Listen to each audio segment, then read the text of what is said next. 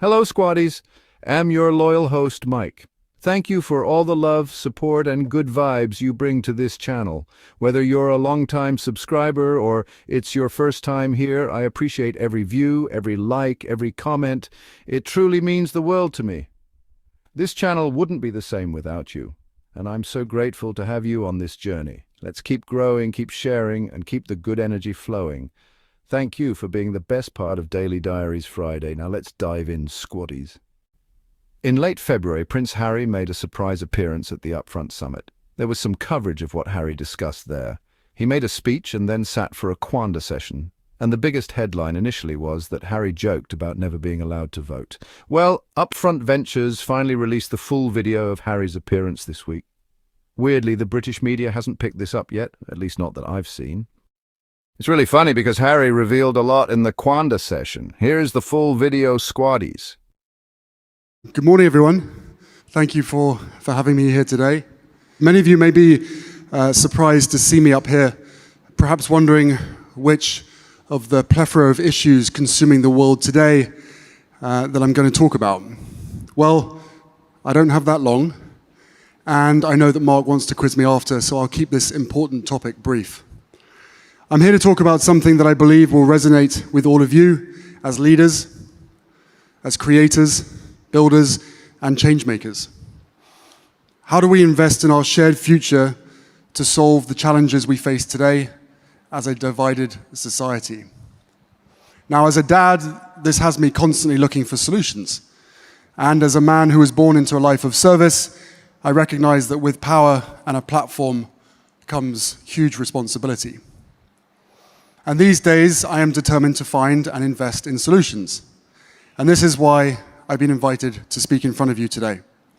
Now, if Mark decides to go off script after, well, that should make for an entertaining segment for all of you. The way that I answer the question of how we invest in our shared future is different now living in the US to when I was living in the UK. Why? Well, because before I moved, so much of my life revolved around charity.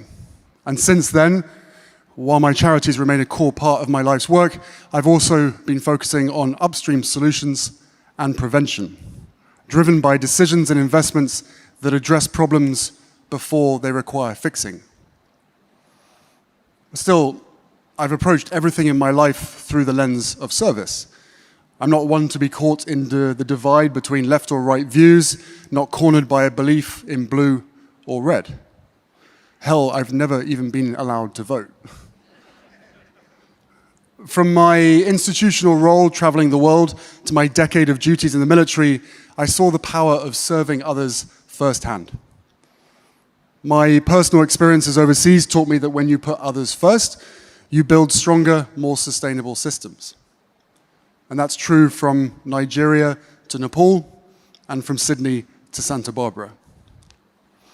It's the same approach that I've taken in founding charities like the Invictus Games Foundation back in 2014 that supports and rehabilitates wounded and injured service personnel and veterans through sport. And more recently, with the Archwell Foundation, where we show up and do good for those who ultimately need it the most, supporting social impact initiatives, including digital safety and education, all under the umbrella of protecting our collective mental health. Now, some of you might be still wondering if I've wandered into the wrong room. But I assure you I haven't, because service extends far beyond the philanthropy sector. While nonprofits play a vital role in addressing social issues, it's clearly not enough in today's world. We need a dual approach, supporting philanthropic organizations while simultaneously investing in companies that are developing technological solutions to address the root causes of societal challenges. Now, focusing on one core issue at its source, ultimately to solve the hundreds that stem from it. Now, this would be a great time to talk about how a sickness in leadership across sectors, from politics to tech, can have a detrimental effect on millions, if not billions, of people. And when service to others is sacrificed for personal gain, when basic morals and empathy are abandoned in favor of power and control. But I'm not going to get into all of that now. Instead, I'll talk about how I've spent the last 5 years, sometimes publicly, but primarily quietly, investing in companies that align with my values and vision of a better tomorrow. Companies that understand the power and significance of service. Take my investment in BetterUp, the largest mental health and coaching startup in the world. This platform isn't just about coaching, it's about creating a holistic approach to well-being that integrates personal and professional life.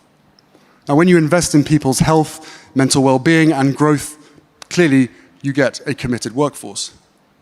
A workforce that's not only more productive, but more loyal and engaged, and with improved recruitment and retention. If your business wants to attract the best people, then surely you need to be offering them something that they can't get elsewhere. Something that truly acknowledges the fact that day-to-day life has gotten so much harder, and that as bosses, you want to offer world-class coaching to your employees.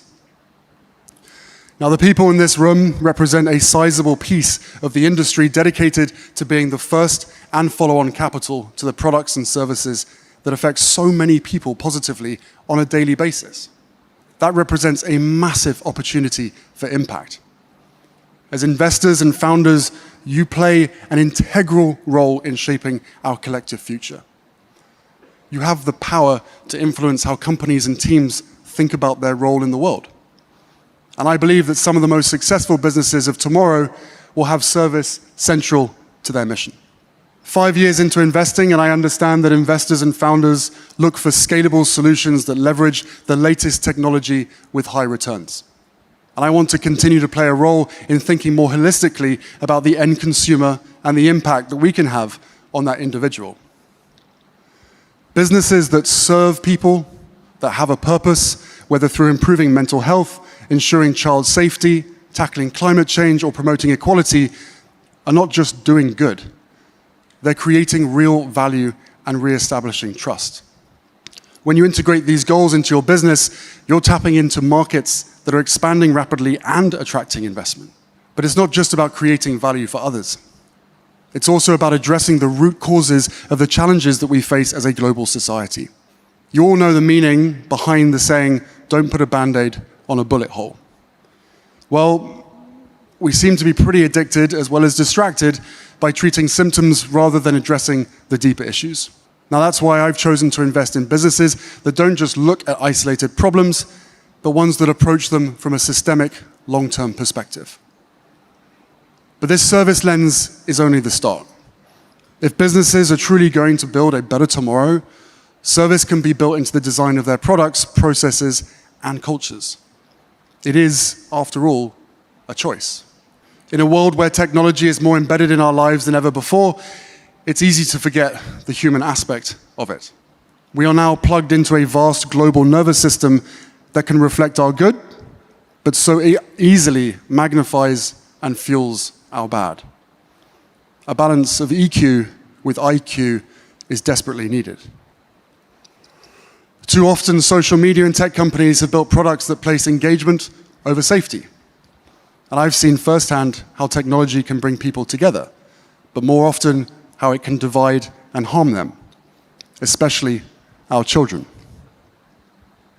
And if we aren't prioritizing safety for our children, what does that say about the very industry that is shaping our world? Every business decision can reflect a commitment to serving others, whether it's your customers, your community, or the planet. That's the future that I see. Companies that are designed not just for profit, but for an investment in a better shared future. After all, if we carry on at this rate, even the most profitable companies will exist in a world of smoke and rage. Every one of us in this room has the power to set the tone for what businesses will look like in the future. The companies we back are the companies that will set an example for others to follow. And I stand here with real conviction that the companies that thrive in the next decade will be the ones that lead with purpose, build with integrity, and invest in solutions that serve the greater good. From mental fitness to carbon sequestration, early education to veteran employment. These are some of the places that I've put my money and my time. And I plan to do much more of that on a larger scale in months and years to come. Thank you for listening. And please don't stop having the courage to stand up for what you believe in by investing in companies that can truly change the course of history for future generations. Thank you.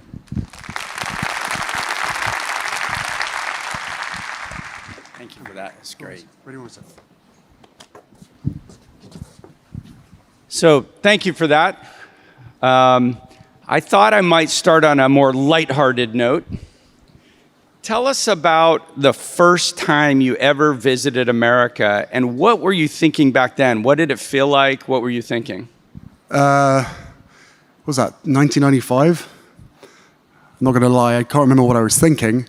But yeah, 1995 was the first time I remember being in the US, and I was whitewater rafting with my mum and my brother in Colorado. So I thought America was pretty cool. It was the first time I'd whitewater rafted, so.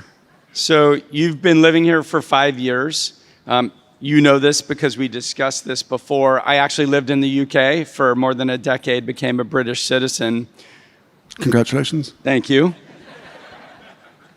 Back then, I thought that gave me entry to the EU, but somehow that didn't work out so well. That's poor forward planning, but yeah. Tell me, what 5 years of living here, what do you miss the most about the UK? Well, look, living here now for 5 years, it feels like home.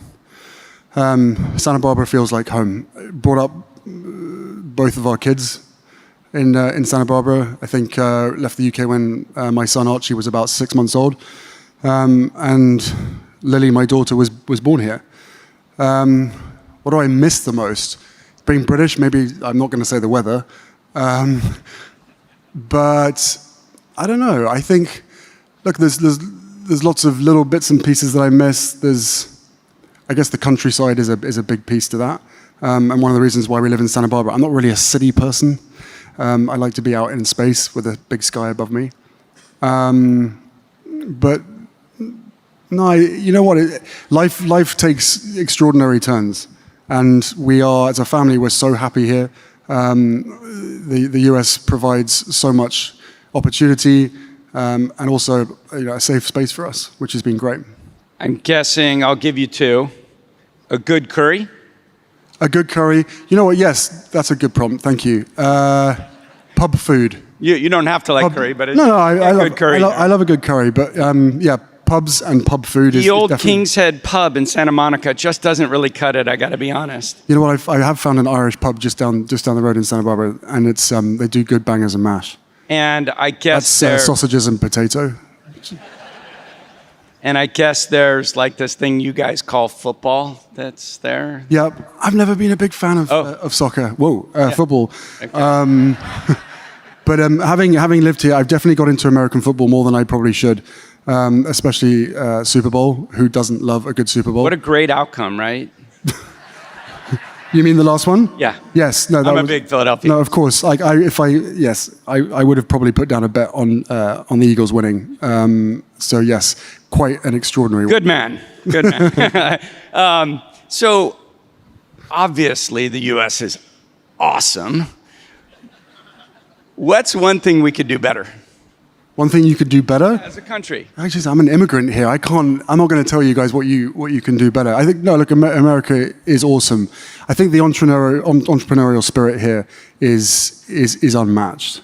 And America's not willingness, but support and excitement around innovation is extraordinary.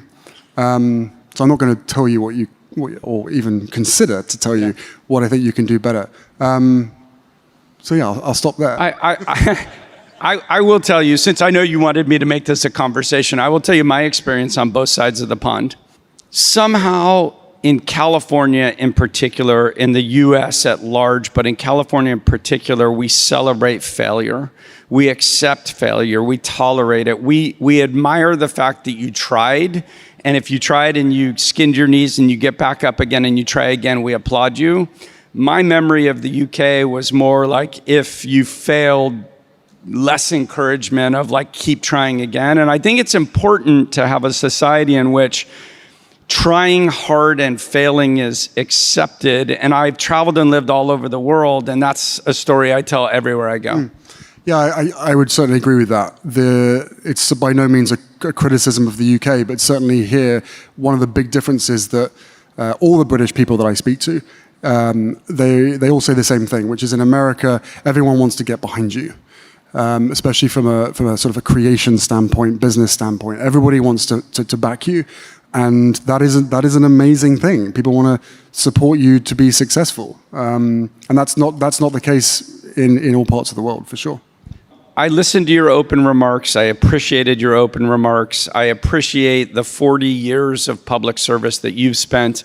If anyone in this room hasn't read Spare, I highly recommend it because you're plugging my book right now. But I'm going to tell you why. Shameful.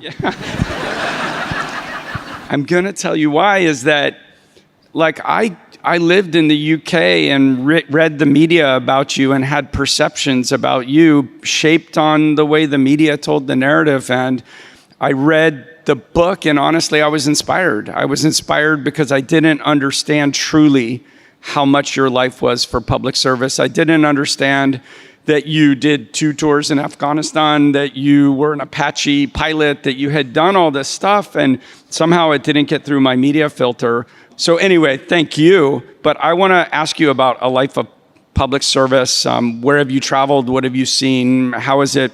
What does it mean to you? There's quite a lot there, especially on the media filter point. I wonder what your algorithm is like now. Look, public service. It runs in my blood, right? I was born into a position of public service, so I don't really know anything different, or I didn't until I moved out here. Certainly, 10 years in the military changed my perspective on a lot of things. You go to war, a boy, and you certainly come back a man. That is, without doubt, something that I've experienced and something that I've seen time and time again.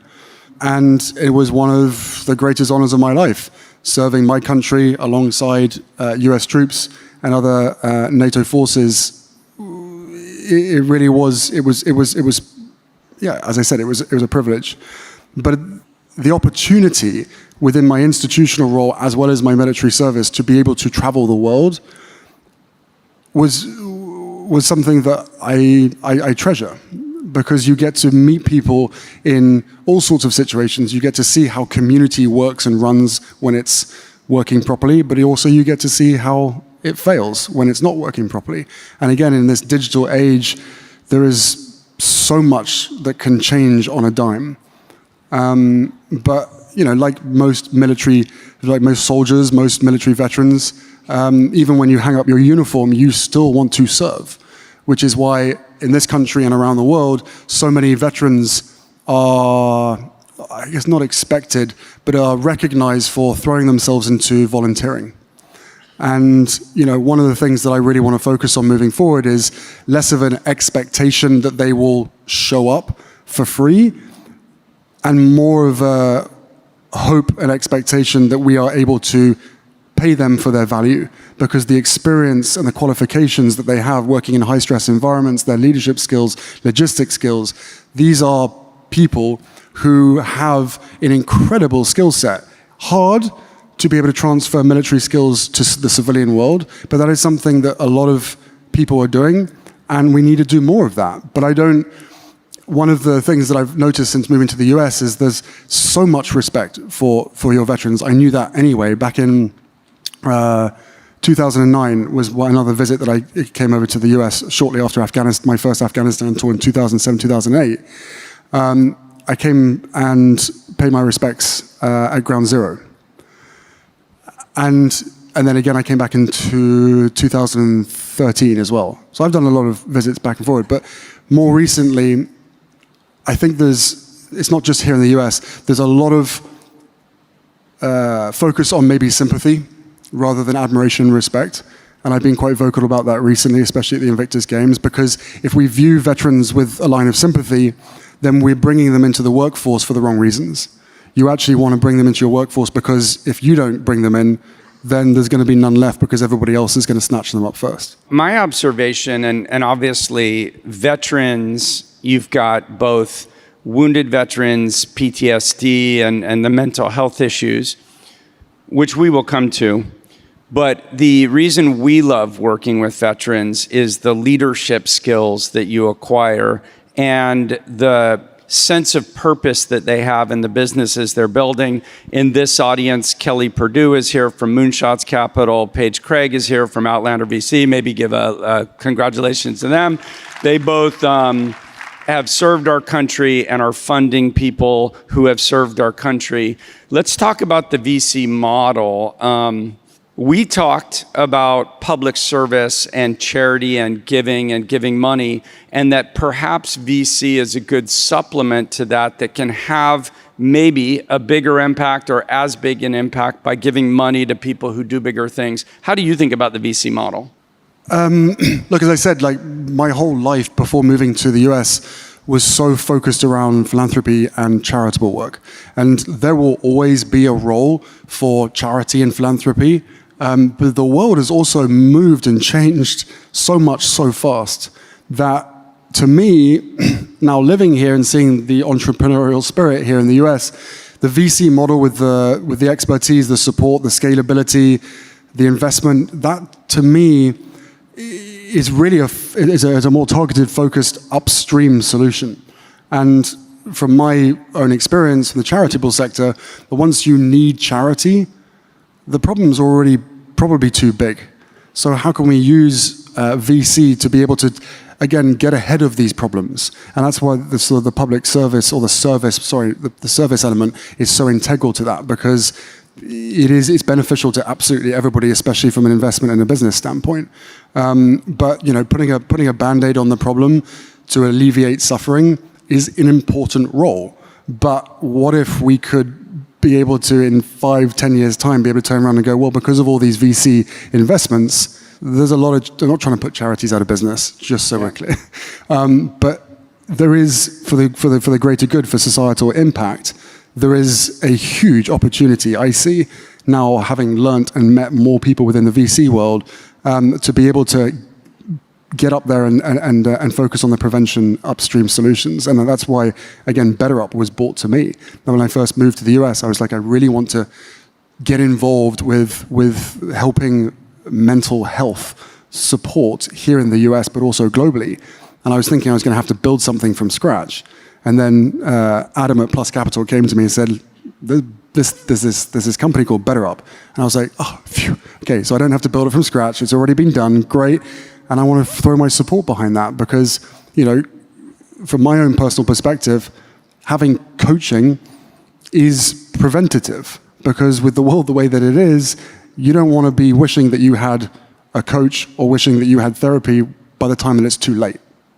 If I think about what's important to me, of course we all want to give money to charities. We do give money to charities.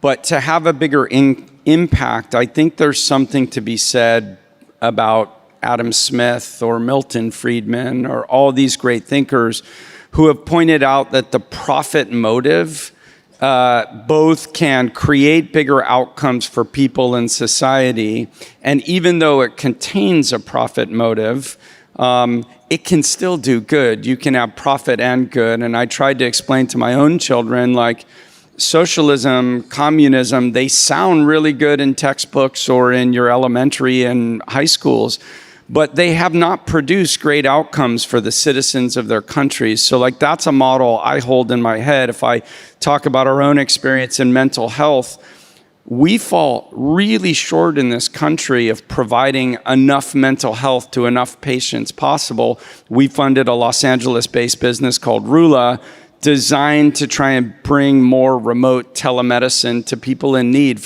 of therapy.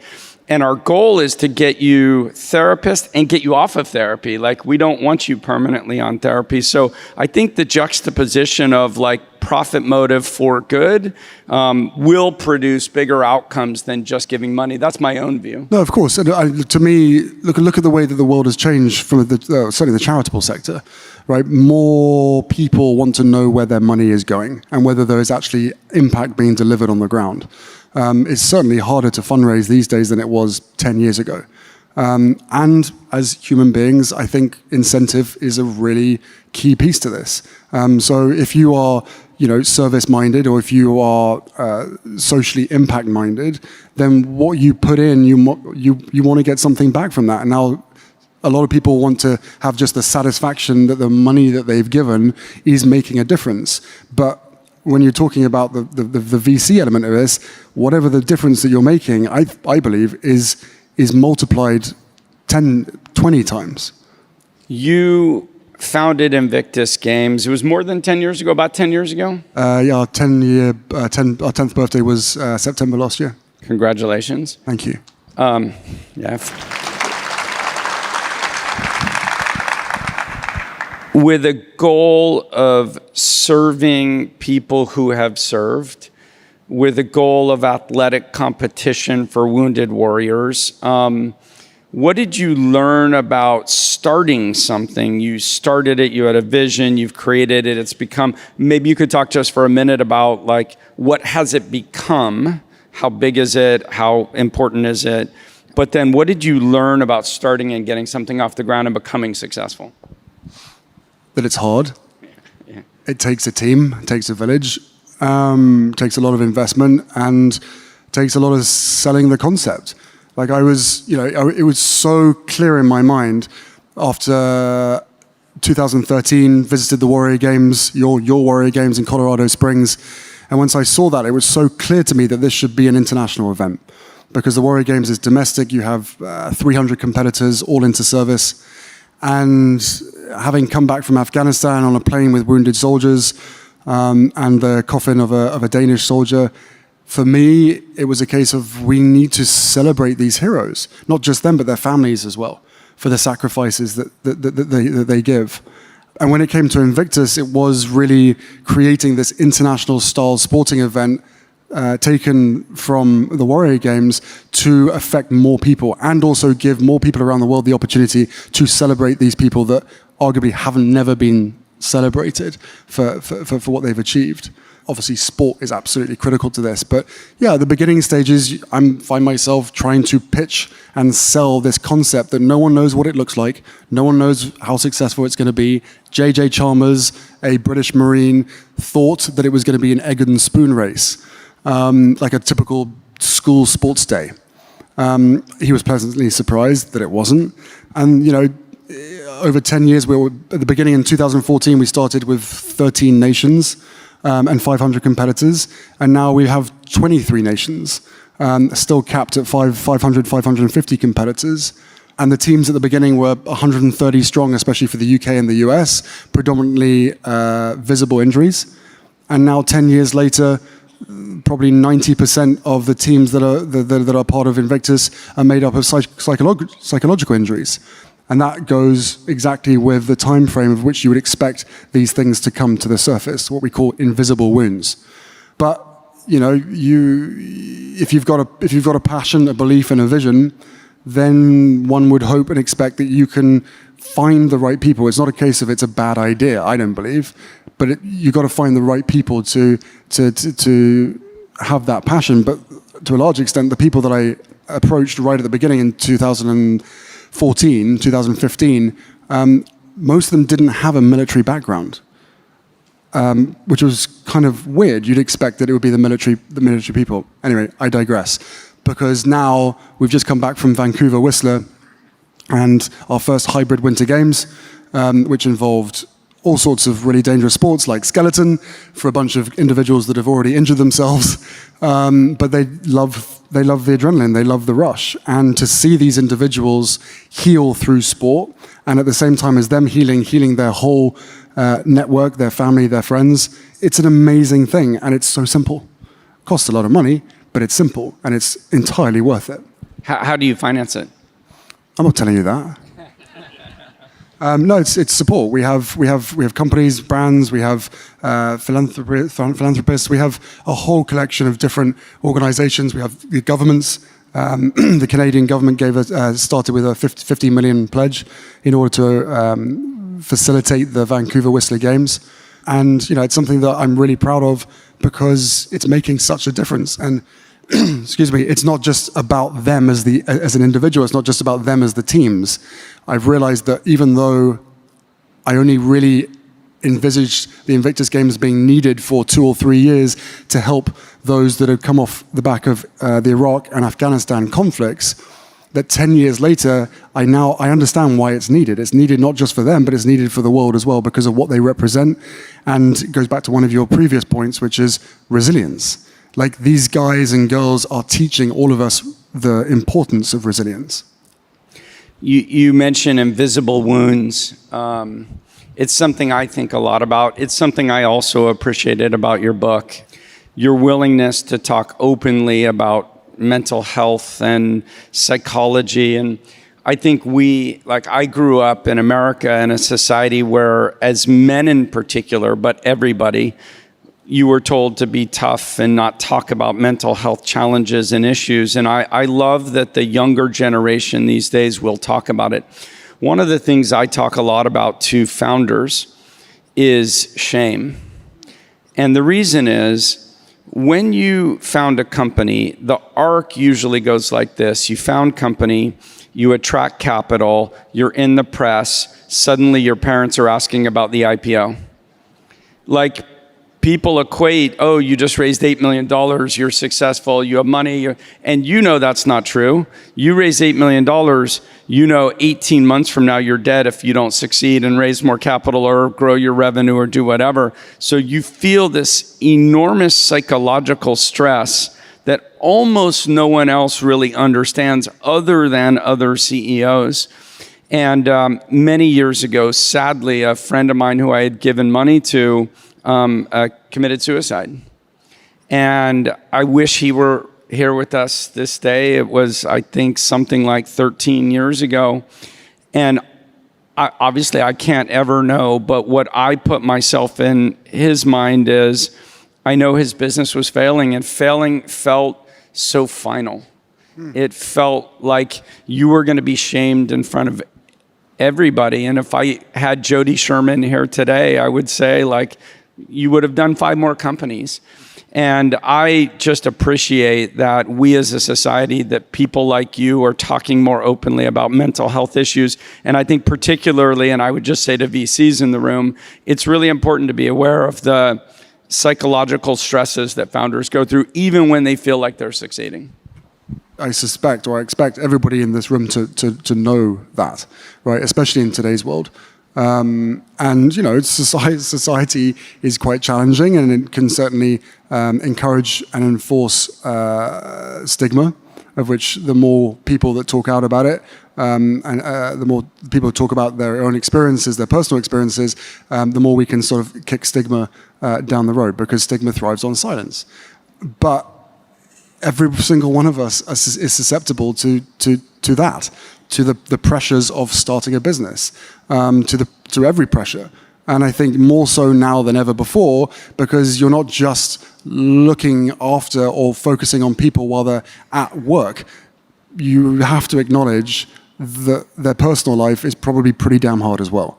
There is no us and them anymore. And, you know, whereas in the olden days, whereas there used to be a focus on executive coaching for executives, coaching now plays a massive role in so many companies around the world, because bosses understand and acknowledge that in order to be able to retain a workforce and have a loyal workforce and a productive workforce, that coaching prevents those downstream issues, because that pressure is a real thing. And you know it better than anybody in the room. I'm you know, speaking to the, not preaching to the converted, but it is a real case of pressure's a real thing, and everyone needs support in that. So if we can normalize the conversation, then someone who you thought was okay and was thriving, and then suddenly the next day they've taken their own life, there's survivor guilt in that as well. But we as human beings are very, very good at hiding what is going on inside, and we always will be. So not to turn a serious topic into humor, but in the UK we say preaching to the converted, but I'll teach you in the US we say preaching to the choir. I don't know why, but that's wonderful. The local one. See, you learned something new coming to the Upfront Summit. You and I both have experience on both sides of the pond. I spent my entire life thinking that the European-US alliance was the most important, strongest sense of shared values that we had in the world. It does feel like right now that's being second-guessed. I would just love to hear, as someone who's served in the military, someone who's lived in both places, someone who hopefully has that sense of history. What do you think Europe and the US, what does that mean for the world? What does it mean for you? Look, I'll answer this as a soldier and as a veteran, because that's how you pitch the question. I think one of the greatest things about America is its support and dedication to its allies. Without question, it is one of the greatest things, as well as America's influence around the world. These things cannot be taken for granted. And from a reputational standpoint, that it goes back to one of your sort of initial questions right at the beginning. That to me is what makes America great. Is the loyalty towards allies. In reference to the second part of your question, that's my answer from a personal perspective. I don't want to get into the politics of it all. I don't know. I dread to think what the world would look like if that changed. But yeah, certainly from a military perspective, having again the privilege of serving alongside so many different forces. Look, America and its allies. America has been allies with Europe since the 1940s, and from a strategic standpoint, it was a very smart thing to continue that, and I believe that should still continue. I had a chance to ask people before I came in for questions like, what should I ask Prince Harry? I'll give you just two that I picked up from people outside. People outside or inside? Well, they were kind of outside, inside. Okay. Inside the security, outside the Intuit Dome. You have children. We have all these pressures of like social tools and digital availability and all of the challenges that brings up. What do you think about leadership in an era of like online all the time, social, digital availability? Look, again, from my military experience, leadership is not about controlling people. Leadership is about supporting people. And I think that, especially in this digital world, if you are openly encouraging or allowing toxic cultures, you are affecting billions of people. I view it as mind and body, right? So talking, sort of using the sort of the mental health analogy. The mind being leadership and the influence, and the body being society. If there is a sickness in the mind, in today's world with the digital world, that so many more people are affected by single decisions. And I think that, there are so many people in this room that are investing in people, right? And in community, and in public good and social impact. And I think that should be the goal, especially with safety at the heart of the creation of a lot of these platforms. You have started an initiative, Invictus Games, and you have that experience. You've got involved with startup companies like BetterUp. You've talked about deploying more capital. You're still incredibly young. I'll take that. What does the future hold for you? Do you want to do more startup stuff, more public service? Do you want to invest capital for good? Like, what does your future look like? My goal is not to start more charities. There's enough to manage in that regard. I think one of my focuses certainly is towards the veteran community. So ex-service personnel, and being able to create that into an opportunity in a business, because I think, as I said, they need to be valued for their experience rather than just expected to show up. And let's do some deals, Mark. That sounds great. I have a couple I'd like to show you backstage. Okay. I know that if... Is that a good idea or a bad idea? It was slightly, by the way, it was slightly split. Yeah, okay. No, it wasn't a like, yes! We'll talk later, it's fine. No, we've been doing this, believe it or not, for 29 years. Next year will be our 30th anniversary for Upfront Ventures. So that's not bad, right? Ooh, congratulations. I want to... Sorry, hang on, before you ask the next question, why do you do what you do? You know, thank you. That's a good question. I feel like the way I talk about it, and maybe being in a stadium is a good analogy. When I was younger, I felt like I wanted to be on the court. I loved the energy. I started 2 companies. I wanted to start and build things. And I felt like I was pretty good at it. But at some point, you wake up and you realize that your 3-point shot doesn't fall, or you can't run as fast as the young people. But you acquire a certain wisdom. And I felt at some point I would be a better manager than player. And I love the energy and enthusiasm and people. You know, the old saying is like the future's already here. It's just unevenly distributed. When I see the ideas that people have, there's a gentleman who was here yesterday, Reflect Orbital. They're taking massive, like mylar-like structures on satellites and reflecting the sun onto the dark side of the earth in off hours to basically create sunlight at any time in the world. And I just inspired by the vision of people like that who are thinking about tomorrow and the future. So I love being a part of that. That's why I do it. I'm going to finish really quick, rapid fire, finish on a positive, light note. Hershey's or Cadbury's? Isn't that quite controversial? Doesn't Hershey's own Cadbury's here? Does it? I don't know. We can agree that Hershey's is shite. Okay, then Cadbury's. Yeah. British politics or American politics? Remember I told you, remember when I warned you earlier about the going off script part? I think this is probably it. I think certainly right now, British politics, but politics as a whole, I think is in trouble and it needs all of our help.